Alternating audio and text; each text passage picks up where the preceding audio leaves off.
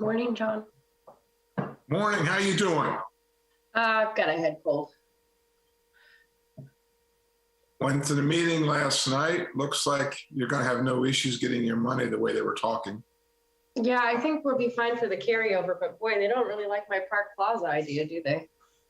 I won't go into that. We'll talk sometime on that. It was interesting, the remarks on that. Yeah, where did this come? Well, it didn't come from the council, so that was why that was a question. But I was there last night.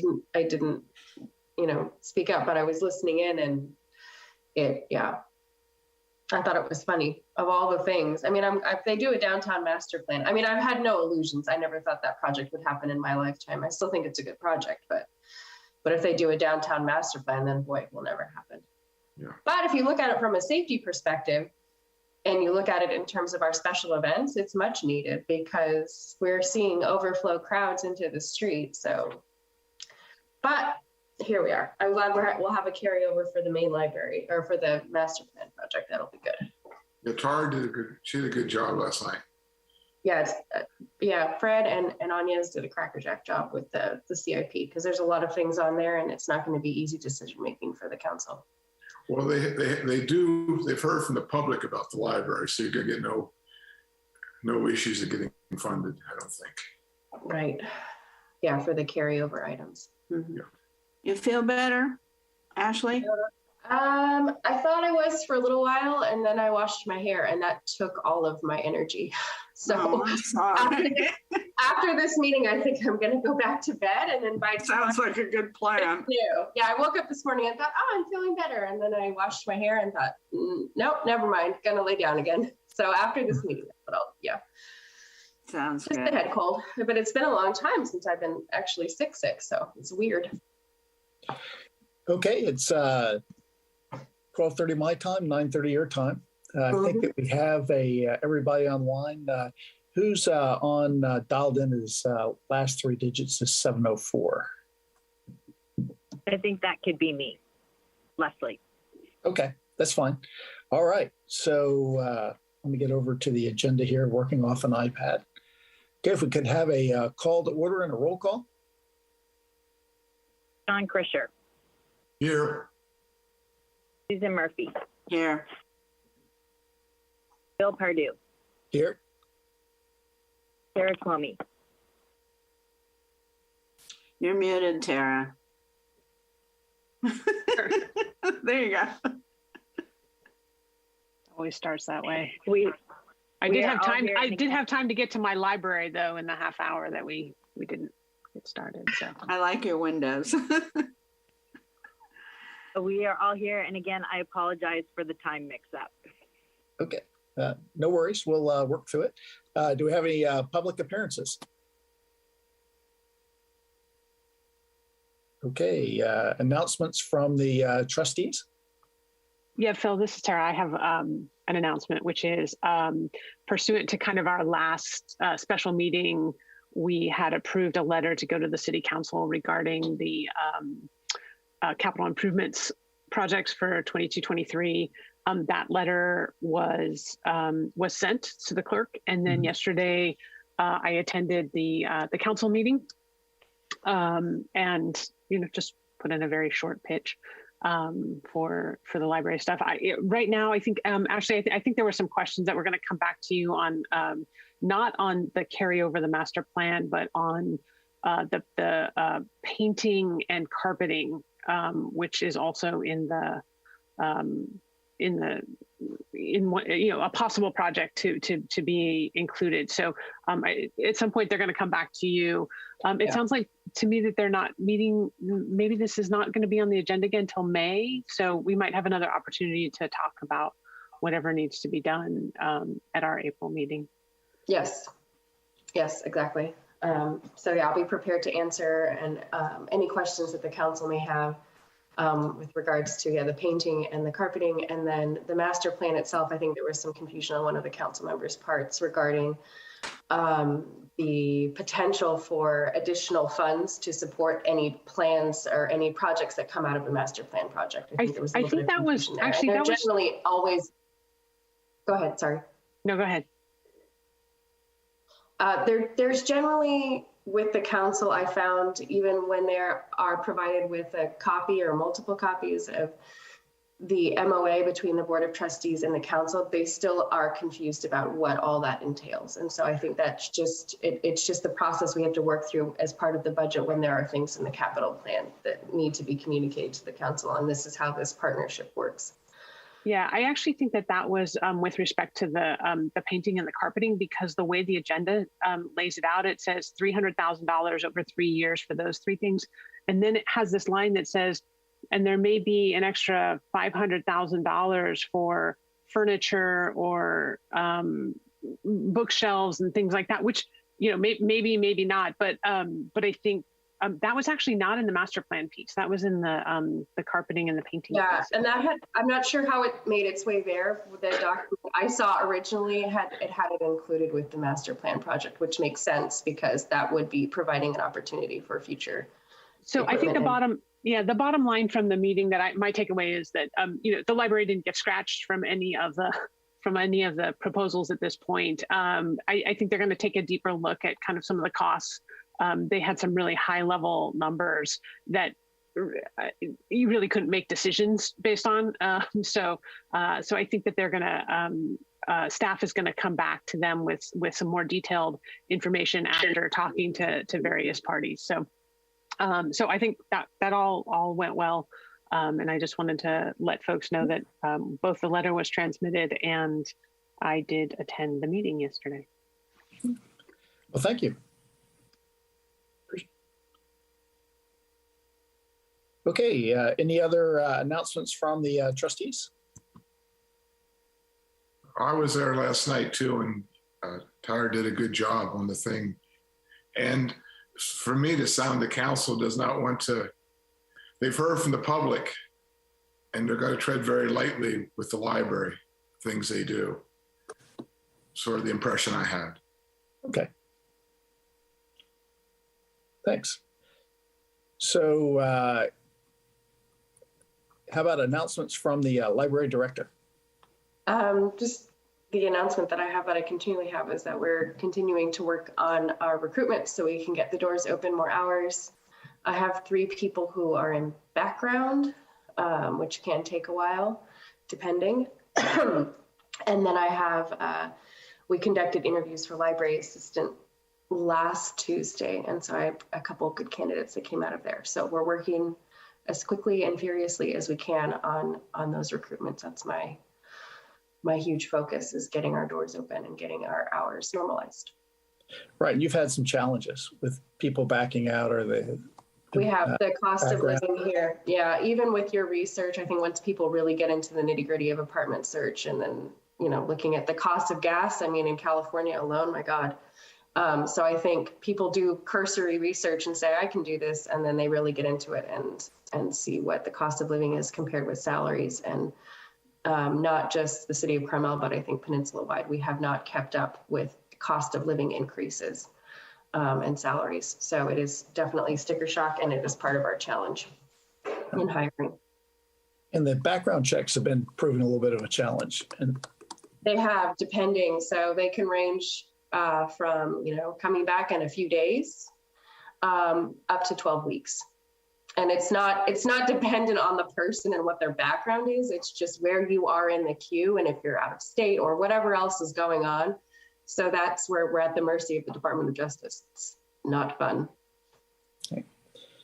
And so the end result is that, you know, despite everybody's best efforts, we're still a little ways away from being able to significantly increase the library's hours back to its normal. We are, and yeah, we are. And because of all these variables, I am very, very hesitant to actually state a firm date of this is when the hours will increase, because I can't tell when we're actually going to get people in the building that I can hand keys to and start training. Right. So we're looking at maybe months, not weeks. Potentially. I would hope it's weeks, but potentially months. Yes, that's realistic. Okay. All right. Any questions for Ashley based on her announcements? Okay, we'll move on to the orders of business. Receive a report from the Carmel Public Library Foundation on recent activities. Morning, everyone. Thank you. So our most recent community program was the Honey Bus, and we had a combined online and in-person attendee list of over 200, which has caused us to reflect on this year and this hybrid model. And I think we'll probably go forward again with this in the next fiscal year, because it really has been popular and it brings a lot of new people to the library, which is the intention. Our next community night with the library will be with acclaimed author Douglas Brinkley. And he was with us he was the last year's featured speaker for the presidential edition. And his new book will be released in May, and it's called Silent Spring Revolution, John F. Kennedy, Rachel Carson, Lyndon Johnson, and the Great 60s. And that will be at Carpenter Hall on June 2nd.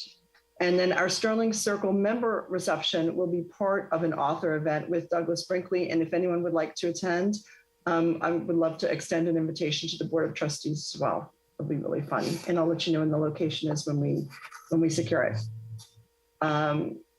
Most of our focus right now is on the annual event, the Futures Edition with Global Strategic Futures Pro Arcana. We are in the midst of a robust marketing campaign with print, social, electronic, radio, all kinds of media. There's an opportunity to join the CPLF Book Club that our board president, Marcy Moe, and Penny Allen, a board director, started. The most recent book is called Move, The Forces That Are Rooting Us. You don't have to read it to engage and join us in conversation. We started a little bit of that conversation at this past Monday's board meeting because it's so relevant right now with all the geopolitical, socioeconomic, and environmental global shifts going on. So feel free to come. It's April 6th, and you can email me as well with that. And that is open to the public and has been promoted both with the library website as well as CPLF's website and also in the Pinecone. In the spirit of our partnership with the Carmel Unified School District, and because this program is so relevant to Gen Z, we have a donor who's underwritten some tickets for and supplied the book to two clubs, the Environmental Club and the TED Talks Club. And it took a little doing, but one of our board directors was really quite persistent, and Carmel High was open to this. So we have students coming. They'll develop some questions for the speaker in person at the event. And I think it's a great way to partner and, to also introduce this to some of the youth, since this is affecting them too, the future that is. So we also have VIP tickets available that include premier seating, wine tasting, and hors d'oeuvres and author meet and greet, and general admission special student pricing, as well as special military pricing too. And we also are going to be streaming this online. So we're trying to provide different ways to view this as well. Does anyone have any questions about the events or no? And then as far as capital projects go, as you know, the connectivity project is progressing. And we are currently vetting landscape consultants to assist with both the aesthetics and the logistics of the project. And Ashley and I are in continued communication about this project, if that's where we're at right now. I've sent out some emails to the Garden Club president, and we've gotten some suggestions. So we're just following up on those consultant suggestions at this time. And then also we're in the process of developing next year's budget. And that's all I have. So. Well, thank you. Thank Any you. Questions for Alex? Nope. Thank you, Alex. Yeah, thanks. All right, we'll move on to order of business number 2, approval of the minutes for the February 23, 2022 regular meeting and the March 16th, 2022 special meeting. Do we need to make any adjustments to the minutes?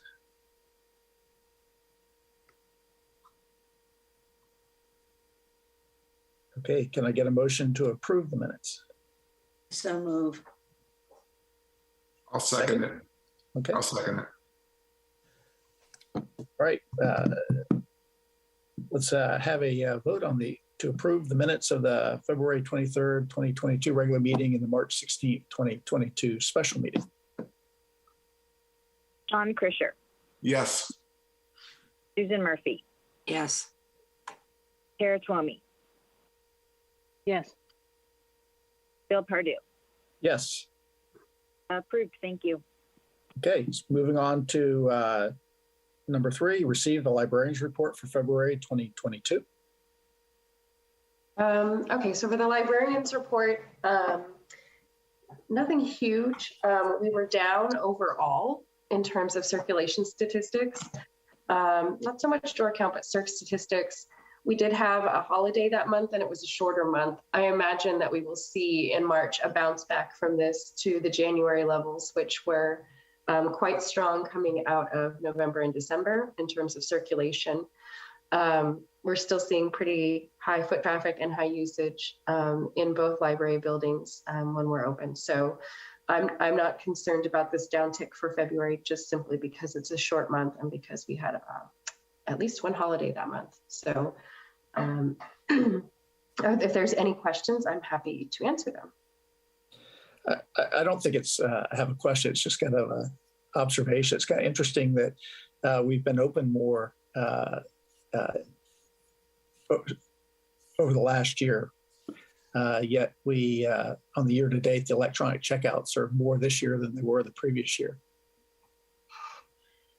Yes, we continue to see increases there. I think as more people become comfortable with using the technology and more people hear about the things that the technology can do. It's been a slow kind of word of mouth trickle out. I know the staff was working with somebody over the phone yesterday to see if they could help somebody get they wanted to listen to audiobooks on their special headphones while they swam laps in the pool. And somehow we managed some sort of specialized thing that worked with their Bluetooth, and somehow we managed to do it. So I think we're still seeing more people come in who have heard about this and how nice and useful it is to be able to walk around your neighborhood or swim laps or travel and still be able to read books in addition to actually using the library. So, and it's funny because for years and years and years pre-pandemic, we wanted people to use those resources. And this is the catalyst for it has been the pandemic, so that people can still access books and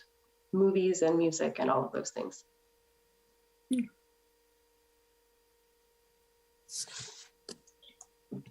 Any other questions or comments on the Librarians Report?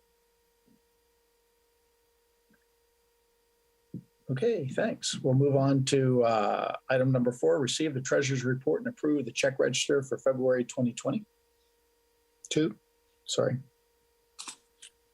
All right, for the Treasurer's Report, if you notice this time, it was just for the month of February. It wasn't July through February. So the numbers are a little,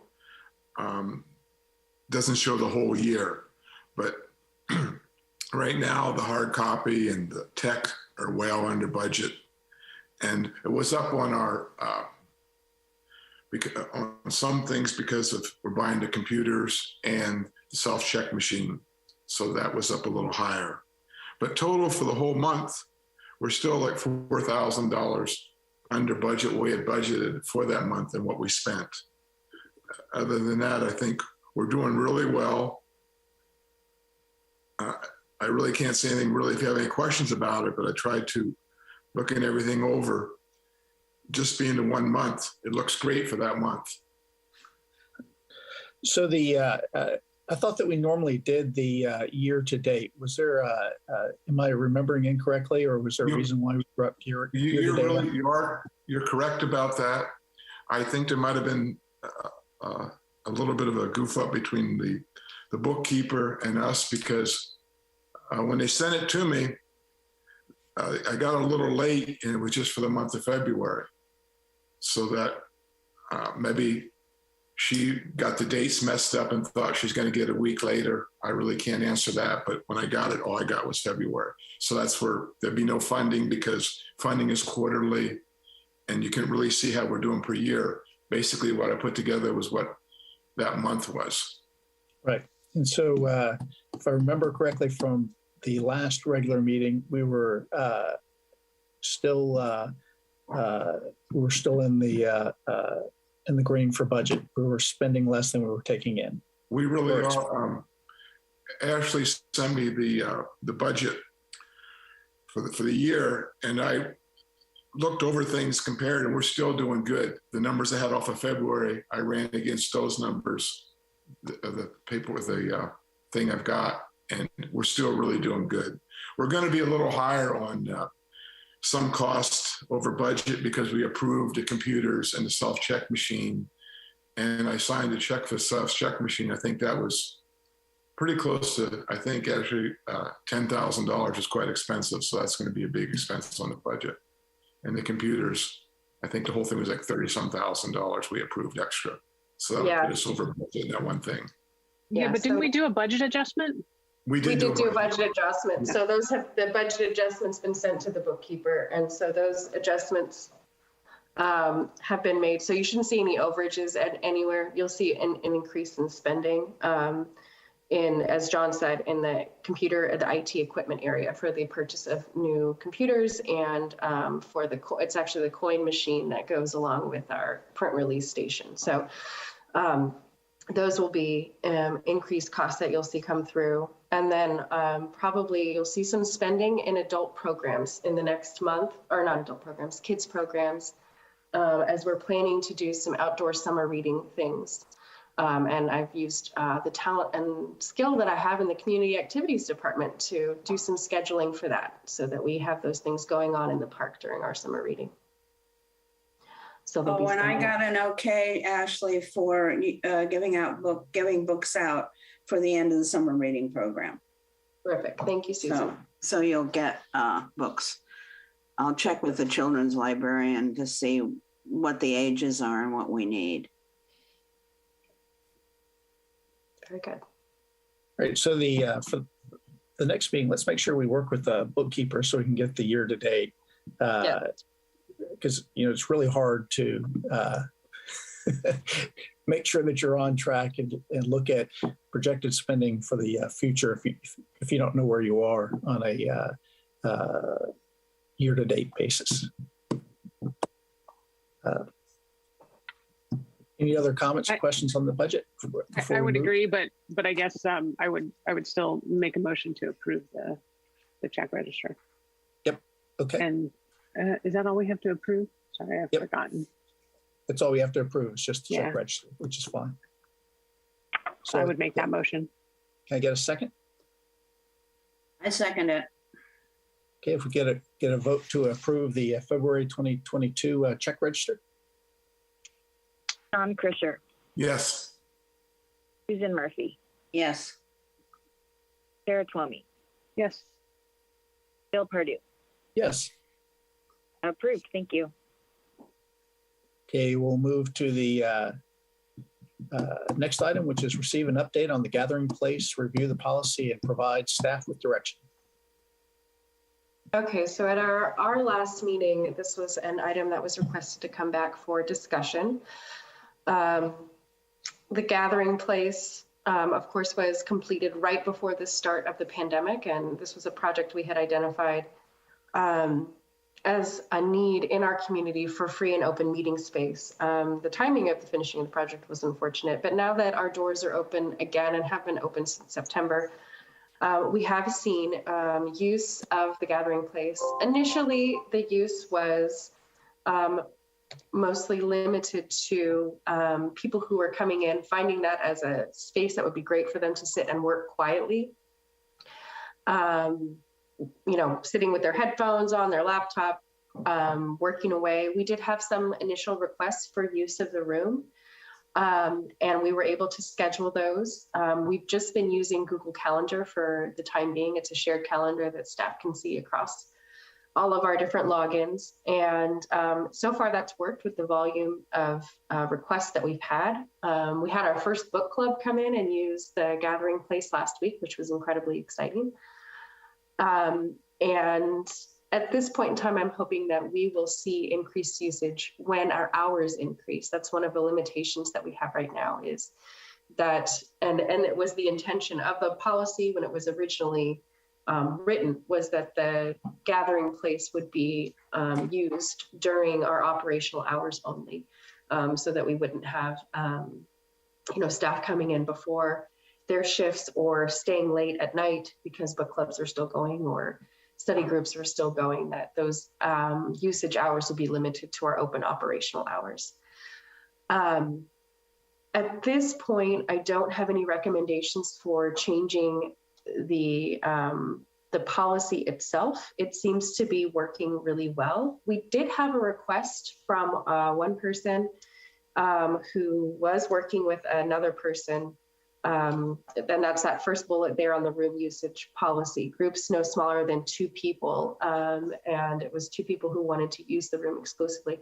However, they were open to sharing the room with another person who just wanted to sit and quietly work with their headphones on. So people have been sharing the space in addition to using it for their meetings.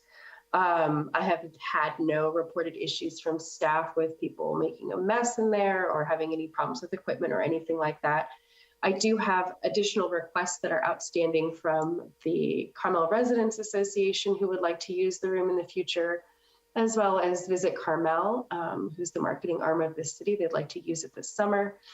And then I just recently received another request from Leadership Carmel, which is an offshoot of the Chamber of Commerce, and they'd like to use it, and I'm going to see if we can accommodate that. So there is demand for it, and unfortunately our hours are restricting our ability to meet some of those requests. But otherwise, if you pop into the library during the day, you'll often see people in there using the room, sitting quietly studying, which is what we were hoping it would be used for. Okay, any questions for Ashley? This is Tara. I don't have any questions. Thanks, Ashley, for the update. It sounds like we're just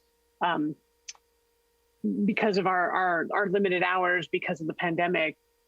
It sounds like things are working fine, and maybe it seems to me like in another 6 months, once we've kind of opened those doors more and maybe have more requests, that might be a better time to kind of obviously leaving it in your hands to let us know if we need to revisit this stuff. I mean, I would still like to hear how we're doing in a couple months, just as we open up our doors and as those requests come in. It's nice to know that the community groups that we were hoping would use this space are in fact using the space.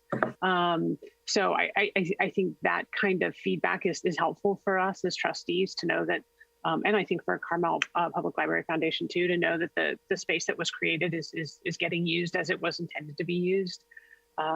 So I'm thank you for bringing it on and letting us know how it's going. Yes, I'm happy to come back with future updates on it. I think that would be pertinent and as you say, important for the Board of Trustees to be aware of, and the Carmel Public Library Foundation. And of course, any tweaks we need to make to the policy as a result of that. But I think we're going to see increased usage as we expand hours.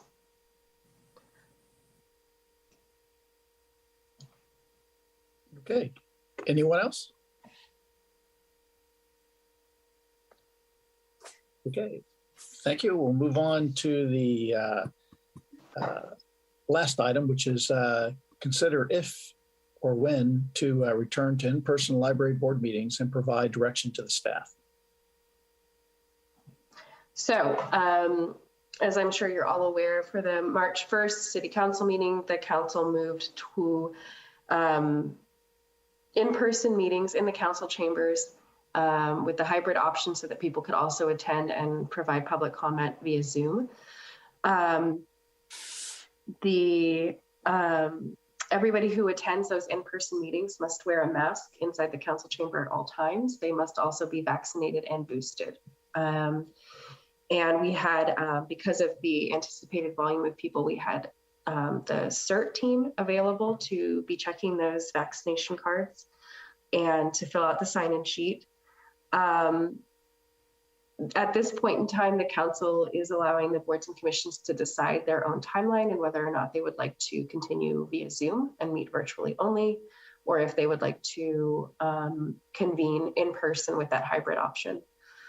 So this item is before the Board of Trustees to determine if and when we would like to move forward with the in-person hybrid option, or if people are happy meeting virtually only. And I'm happy to answer any questions on meeting logistics and how this would work for us. Okay. How much Sure. travel Go are ahead. you going to be doing, Phil? That's because that's one of the things. You know, Well- since you're able to do these on Zoom, is that better for you?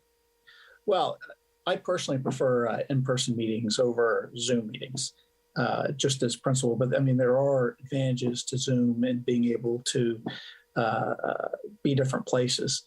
And what I've done in the past is I've tried to block out the week of the board meeting to make sure I don't travel. And I think that prior to going online, I may have missed 2 meetings in the previous 2 or 3 years or however many it was. So I will adjust my schedule for it. Certainly more convenient for me to do it. However, I think it's, when people are ready, I think face-to-face meetings are good. Maybe with the hybrid option if people have other commitments. So I open it up for discussion. So this is Tara. And so I agree that in-person meetings are generally better. However, I have found that the masking requirements kind of stifle some of that, I don't know, interaction. I don't know. I watched the council meeting yesterday. They all ripped off their masks as soon as the meeting was over, even though they were all still inside the chamber. So I'm not quite sure what that rule is. But I guess, I would be happy to go back in person once we don't have a masking requirement in City Hall. But as long as we have a masking requirement, I just as soon prefer to see you all on video here and do it that way. That would be my preference. I would, if other people feel would rather be in person, I'm happy to do that too. But Okay. It's whatever's easier for everybody else. I'm okay with either one. All right, John. I you have like to a- meet in person. I would like to meet in person, but I think maybe the decision should be made because we're getting new board members and things are going to change around in May. So maybe to put it off till May and bring it up because I'd like to meet in person myself, but see what happens with the new board. So I think that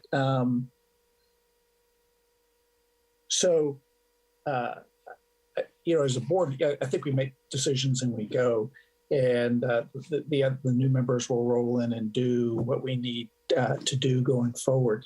And it's likely that there could be 3 new board members, or it could be just 1 additional one, depending on how the board. Because I think it's your term and my term ends. My assumption is that you've asked to be on the board again, or you may have already been. Yes, I have. Yes, I have. And so I would just proceed on the majority of the people here are going to be the majority of the people that are here after the next board. So I feel it's safe for us to make a decision now and move on, because we will, at least most of us will be living with consequences of our decision. Ashley, do you have a preference? I do not have a preference. Okay. So I think that I kind of like Tara's recommendation, which is we go back in person when the mask mandate's gone, or we're directed to. I think it's what it is, because I would agree that you don't reap the full benefits of in-person meeting until people feel perfectly comfortable. And a lot of that is not having a mask on and things like that. Tara had the example of the city council board meeting, and I see that in meetings now. And anyway, so I think we have a recommendation on the table to, we have 2, go back now or go back when the masking requirement's lifted. I have to agree with Tara because when they're speaking last night, when they were speaking with the mask on, it was kind of hard to understand them anyhow. So I have to agree exactly with hers. When the masking rule goes away, then we go back to meeting in person, because it seems to be a good idea that way. That's my opinion. Do we need a motion? There's no vote on this. I think we're just. Can I just ask, Ashley, do you know what the, that's kind of a city rule. right? It is a city, yeah, that's a city rule. So this has been determined by legal and HR as to how we're functioning inside of the buildings. So that is something that I will keep on top of because it directly affects us, and I've been helping facilitate some of the council meeting stuff. So if and when things change, I will alert the Board of Trustees.